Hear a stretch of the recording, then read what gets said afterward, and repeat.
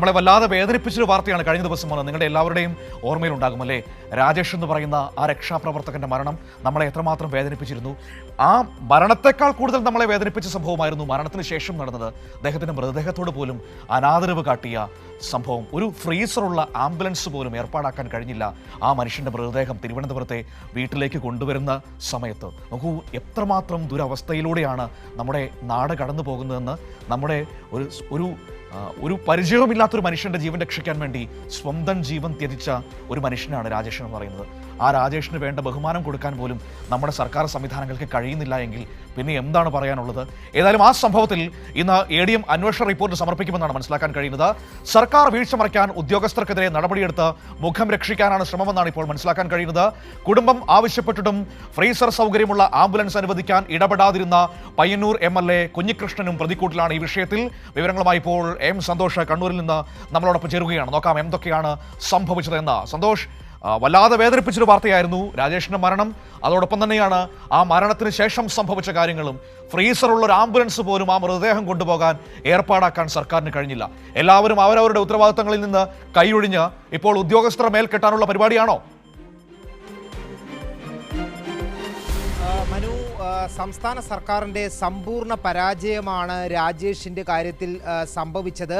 നാട് മുഴുവൻ, കേരളം മുഴുവൻ ആദരിച്ച ഒരു രക്ഷാപ്രവർത്തകൻ, ആ രക്ഷാപ്രവർത്തകൻ്റെ മൃതദേഹം ആദരവോടുകൂടി കൊണ്ടുപോയി സംസ്കരിക്കാൻ പോലും സംസ്ഥാന സർക്കാരിന് കഴിഞ്ഞിട്ടില്ല എന്നുള്ളതാണ്. ഒരു ദുരന്തകാലത്ത് സ്വയം സന്നദ്ധനായി മുന്നോട്ട് വന്ന ഒരു രക്ഷാപ്രവർത്തകനാണ്, അദ്ദേഹത്തിൻ്റെ കുടുംബത്തിനാണ് ഈ ദുരവസ്ഥ നേരിടേണ്ടി വന്നത് എന്നുള്ളതാണ്. കണ്ണൂരിൽ ചെറുപുഴയിൽ മലവെള്ളപ്പാച്ചിലിൽ പെട്ട ആളെ രക്ഷിക്കാനായി സ്വന്തം ലൈഫ് ജാക്കറ്റ് ഊരി നൽകിയാണ് ഈ ഒഴുക്കിൽപ്പെട്ടുപോയി രാജേഷ് മരണത്തിന് കീഴടങ്ങിയത്.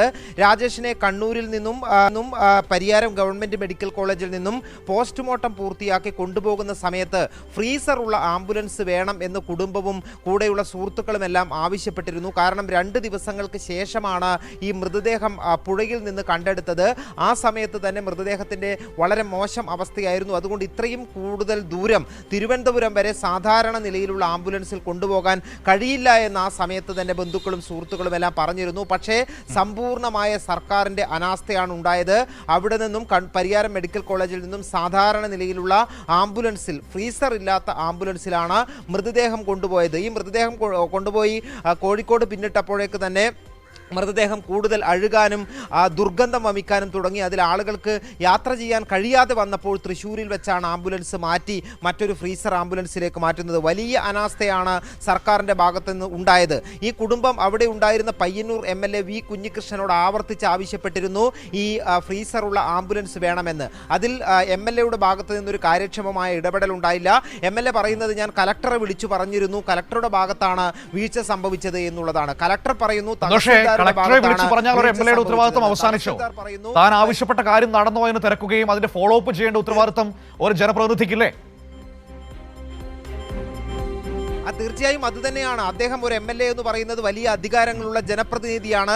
അദ്ദേഹം മനസ്സുകൊണ്ട് വിചാരിച്ചിരുന്നെങ്കിൽ അവിടെ നിന്നും ഫ്രീസറുള്ള ആംബുലൻസ് ഉണ്ടാക്കുന്നതിന് യാതൊരു തരത്തിലുള്ള പ്രയാസവും ഉണ്ടാകില്ലായിരുന്നു. പക്ഷേ കലക്ടറെ വിളിച്ചറിയിച്ചാൽ എല്ലാ ഉത്തരവാദിത്വവും തീർന്നു എന്നാണ് അദ്ദേഹം കരുതിയത്. കളക്ടറാകട്ടെ അതിൻ്റെ താഴെയുള്ള ഉദ്യോഗസ്ഥരെ അല്ലെങ്കിൽ തഹസിൽദാരെ ആണ് ഇതിൽ ഈ പഴിചാരാൻ ശ്രമിക്കുന്നത്. അതേസമയം തന്നെ തഹസിൽദാരാകട്ടെ പരിയാരം മെഡിക്കൽ കോളേജ് അധികൃതരെയാണ് പഴിചാരാൻ ശ്രമിക്കുന്നത്. അതായത് ഒരു കൂട്ടുത്തരവാദിത്വം വേണ്ടുന്ന ഈ ഒരു വിഷയത്തിൽ സാധാരണക്കാരായ, ഇപ്പോൾ ഏറ്റവും താഴെ തട്ടിൽ പ്രവർത്തിച്ച ഉദ്യോഗസ്ഥരെ മാത്രം ബലിയാടാക്കി മുഖം രക്ഷിക്കാനാണ് ഇപ്പോൾ സംസ്ഥാന സർക്കാർ ശ്രമിക്കുന്നത്. ഇത് പൂർണ്ണമായും സർക്കാർ സംവിധാനങ്ങളുടെ പരാജയമാണ്. കാരണം ഈ രാജേഷിന്റെ സംഭവം 2 ദിവസം മുമ്പേ തന്നെ കേരളം ചർച്ച ചെയ്തതാണ്.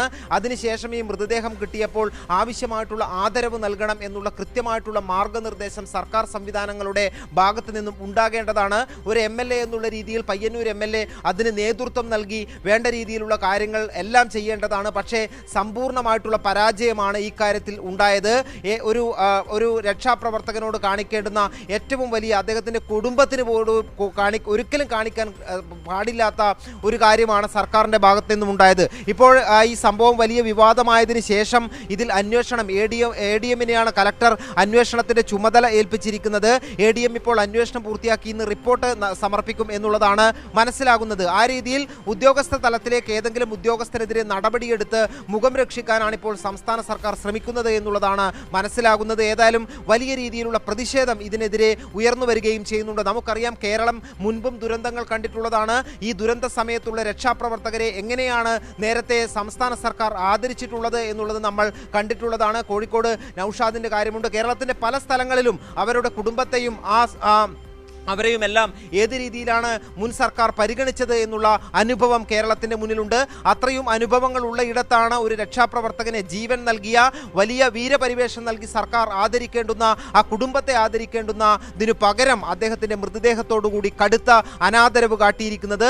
അതുകൊണ്ട് തന്നെ ഇതിൽ നിന്നും സർക്കാരിന് ഏതെങ്കിലും തരത്തിൽ ഉദ്യോഗസ്ഥരെ മാത്രം പഴിചാരി രക്ഷപ്പെടാൻ കഴിയില്ല എന്നുള്ളത് തന്നെയാണ്, വലിയ പ്രതിഷേധം തന്നെയാണ് സംസ്ഥാന സർക്കാരിനെതിരെ ഉയരുന്നത്. മനു.